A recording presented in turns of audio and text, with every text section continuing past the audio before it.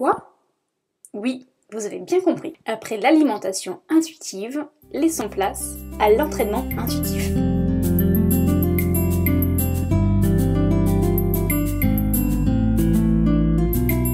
Bonjour et bienvenue sur le podcast Hygiène de vie, qui t'aide à retrouver une vie plus équilibrée et plus sereine. Je m'appelle Alexandra, je suis coach de vie et naturopathe. Ma mission est de vous guider à retrouver votre équilibre de vie grâce à des méthodes naturelles autour de l'alimentation saine et bienveillante et du bien-être physique et mental. Hygiène de vie est avant tout votre podcast qui vous donne des outils simples, réalistes et accessibles pour votre corps et votre esprit.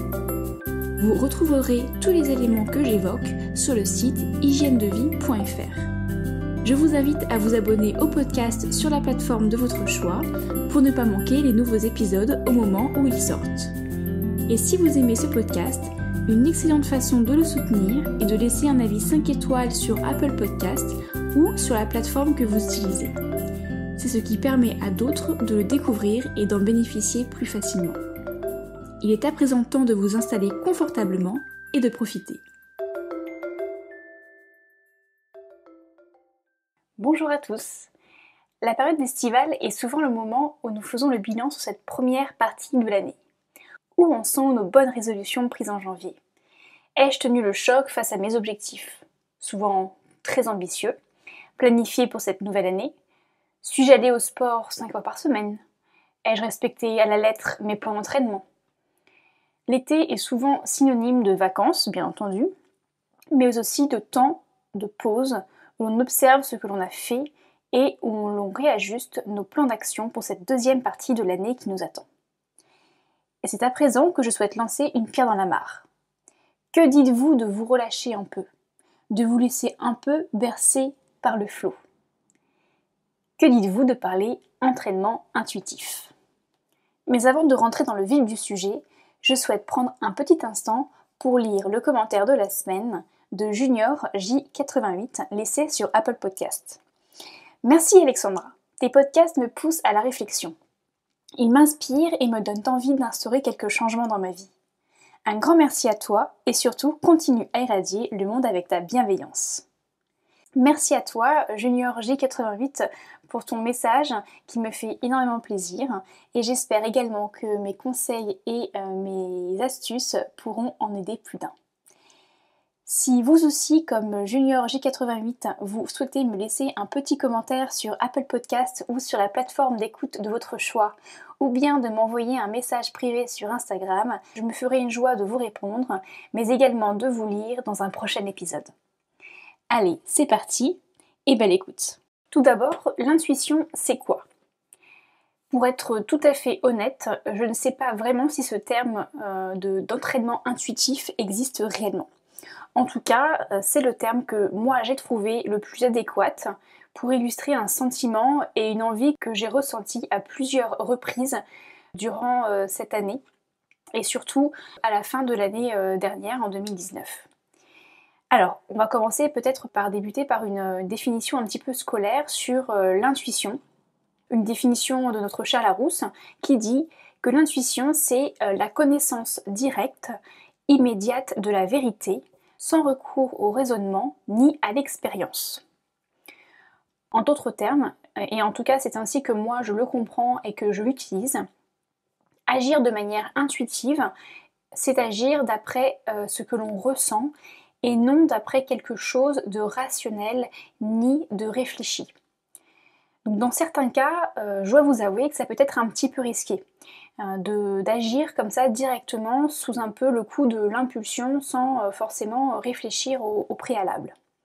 Mais dans beaucoup d'autres cas, suivre son intuition peut nous amener vers de nouveaux chemins qui peuvent être vraiment très agréables, très instructifs et très enrichissants.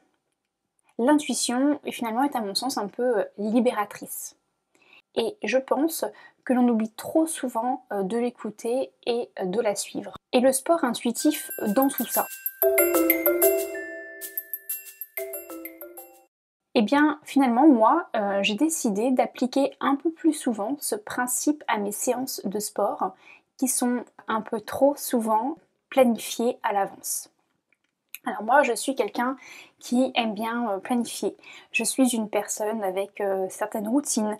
Alors j'ai parlé des routines déjà dans un précédent épisode qui s'appelle Healthy Routine, l'envers du décor. Donc je vous invite à aller l'écouter si vous êtes intéressé par les routines et si vous posez la question sur le sens à donner quant aux routines. En tout cas, moi je suis une personne effectivement assez adepte des routines, des to-do list et des bonnes habitudes entre guillemets. Les routines, je les applique le matin, je les applique le soir, mais je les applique aussi à mes entraînements sportifs. Je sais ce que je dois faire, je sais quand est-ce que je dois le faire, où je dois le faire et en combien de temps je dois réaliser ma séance d'entraînement. Vous voyez, tout est vraiment bien planifié. Alors c'est vrai que ça nous permet d'être beaucoup plus efficace, mais également d'être beaucoup plus motivé.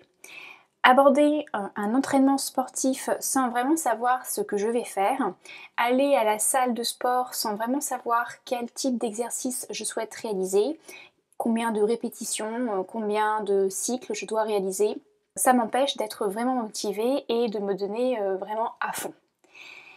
Et ça vaut pour n'importe quelle de mes pratiques sportives. Donc par exemple la danse, moi je fais également de la pole dance, du yoga, mes séances de musculation par exemple, mais également la marche, etc. Bref, j'applique la planification un peu à tout et à mon sens, et ce dont j'ai pris conscience l'année dernière et que j'essaie d'appliquer comme bonne résolution cette année, c'est que je pense que j'utilise ce bel outil de planification un peu trop souvent. Je suis une personne qui adore les routines sportives bien planifiées, comme je vous l'ai dit. Je pense pouvoir dire que même que je suis assez maître en la matière. Donc si jamais vous avez besoin de quelqu'un pour vous créer des petites routines ou pour vous motiver à en créer, n'hésitez pas à venir vers moi. Néanmoins, je suis la première maintenant à vous dire que c'est bien, mais l'excès peut être compliqué à vivre. À force de vouloir peut-être trop planifier dans certains cas, finalement je me suis coupée de ce que je voulais vraiment faire au plus profond de moi, ce dont mon corps attendait réellement à l'instant T. Lundi, séance musculation haut du corps. Mardi, circuit training. Mercredi, intervalle training en cardio. Jeudi, séance bas du corps. Vendredi, circuit training plutôt bas du corps. Samedi, pole dance. Dimanche, yoga plus intensif, même si j'en pratique un peu tous les jours, mais grosse séance de yoga et une bonne marche en nature. Voilà un peu à quoi ressemblent et ressemblaient mes semaines d'entraînement sur ces derniers mois, voire ces 2 dernières années. En soi, je prends et je prenais et je prends toujours du plaisir à chaque séance sportive.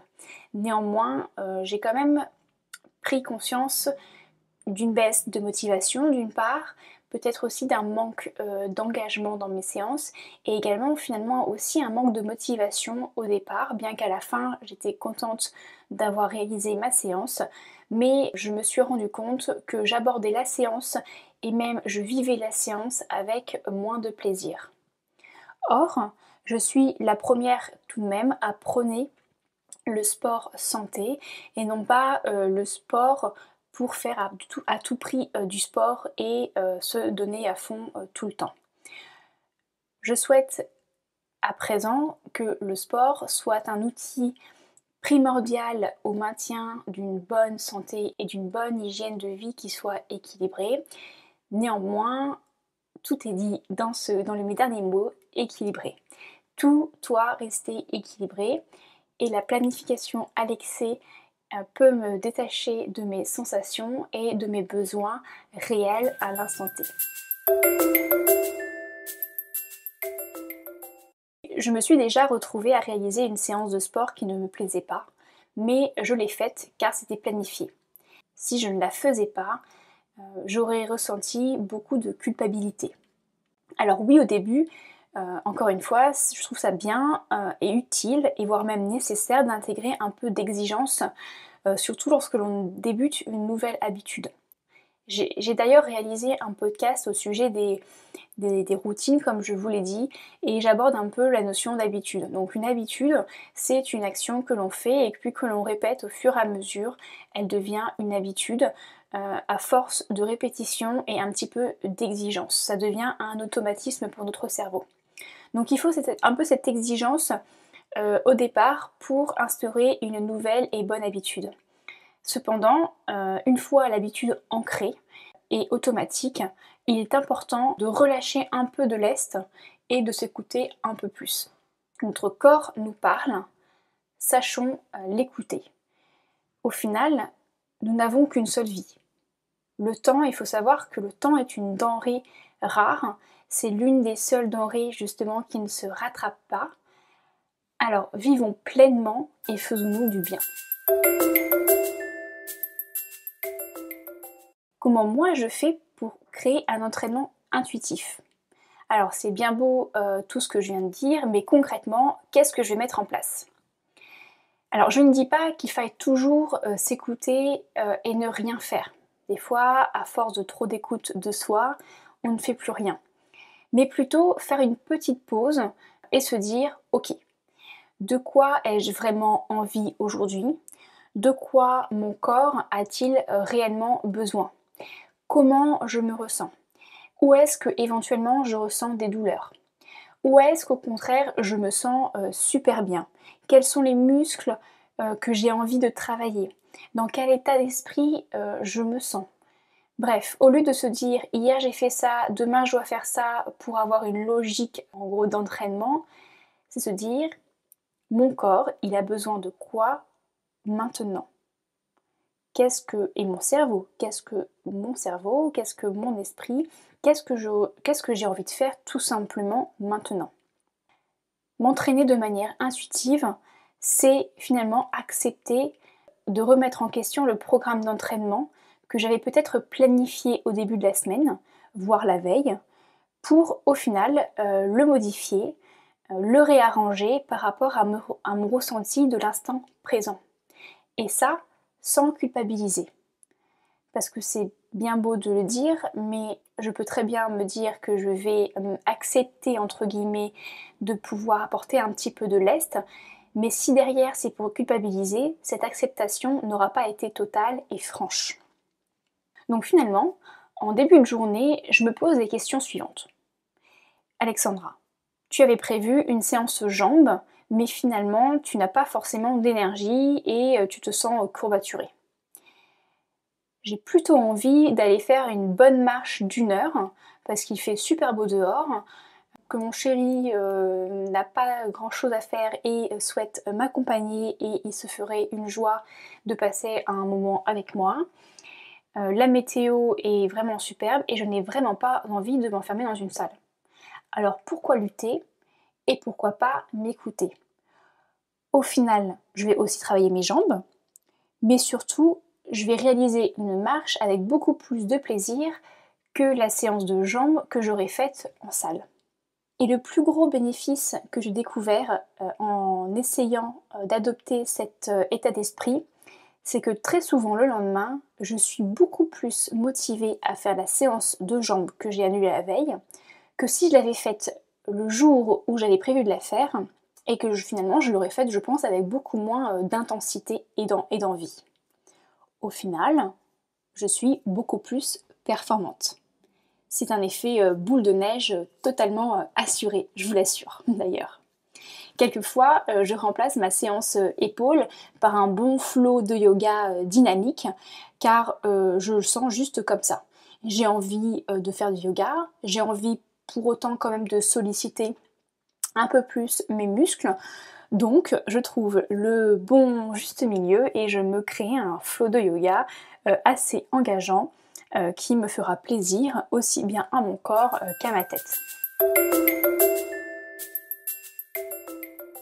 Pour résumer ce bref épisode qui sera plus court que les autres mais qui me semble très important et que j'avais vraiment envie de vous partager, c'est que s'entraîner de manière intuitive, c'est savoir se recentrer sur ses besoins de l'instant et savoir réadapter éventuellement sa séance de sport par rapport à ses sensations physiques mais aussi ses sensations mentales du moment.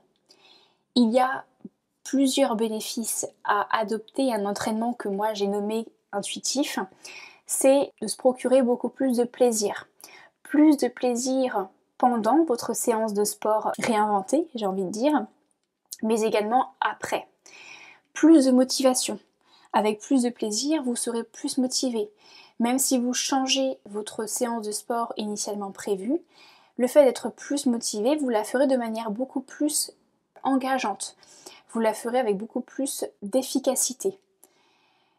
Mais également, comme je l'ai dit, vous serez peut-être beaucoup plus motivé le lendemain ou le surlendemain ou la semaine d'après à faire la séance de sport que vous aviez finalement annulée et remplacée peut-être par autre chose.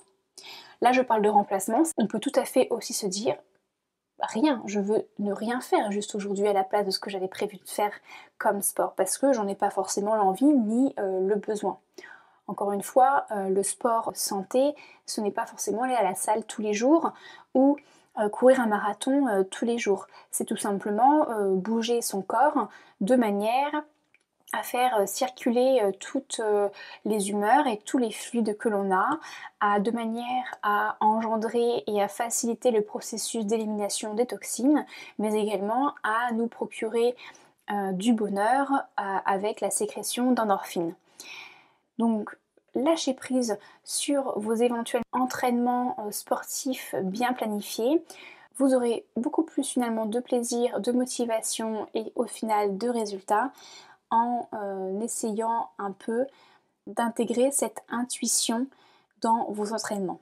Et surtout ne culpabilisez pas pour avoir changé d'avis. Ce qui est fait est fait. Et c'est ce dont vous aviez besoin. Alors vous n'avez aucun remords à avoir. Car à force de tout cadrer, on risque d'engendrer de la frustration, un manque de motivation et tout simplement tout abandonner. Ce serait quand même dommage de gâcher tous ces efforts d'entraînement juste parce que vous n'avez pas réussi à maintenir votre cadence peut-être un petit peu trop exigeante. Donc voilà un petit peu ce que je voulais vous partager aujourd'hui sur l'intuition, car on parle beaucoup d'alimentation intuitive qui est basée sur le même principe, sauf que moi j'ai décidé de l'appliquer au sport, car je trouve ça aussi important de rappeler que l'intuition c'est en fait une part importante de notre mental et que nous devons peut-être apprendre à plus la suivre, à plus l'écouter, pour justement vivre sa vie pleinement. Alors, je vous pose la question, êtes-vous prêt à vous écouter un peu plus ? N'hésitez pas à me dire si cet épisode vous a plu et bien évidemment à me partager vos réactions en commentaire. N'hésitez pas non plus à me partager votre propre expérience de l'entraînement, à votre propre expérience de l'intuition. Je serais ravie de connaître un peu plus votre avis sur le sujet. Merci pour votre écoute et comme d'habitude, je vous mets également en description le lien vers lequel vous pourrez télécharger gratuitement les notes de PDF de cet épisode. Je vous remettrai tous les points clés que j'ai abordés, mais également plein d'autres petites astuces et petites surprises que j'ajouterai afin de rendre le PDF encore plus complet. Alors n'hésitez pas à y jeter un coup d'œil. Merci encore pour votre écoute et je vous dis à très vite pour le prochain épisode. Ciao! Vous retrouverez cet épisode sur hygienedevie.fr. Si vous voulez aller plus loin dans votre compréhension des outils que je présente dans ce podcast, si vous souhaitez vous sentir guidé pour vous aussi retrouver votre équilibre de vie, c'est précisément mon métier, en tant que coach de vie et naturopathe, de vous accompagner. Je vous donne rendez-vous sur mon site internet hygienedevie.fr pour retrouver toutes mes offres et services que j'ai imaginés pour vous. Si ce n'est pas encore le cas, n'hésitez pas à vous abonner sur la plateforme que vous utilisez pour ne pas louper les prochains épisodes et à le partager, puis laisser un petit commentaire qui me donnera, je suis certaine, un peu de baume au cœur. Je vous donne rendez-vous au prochain épisode. En attendant, prenez soin de vous.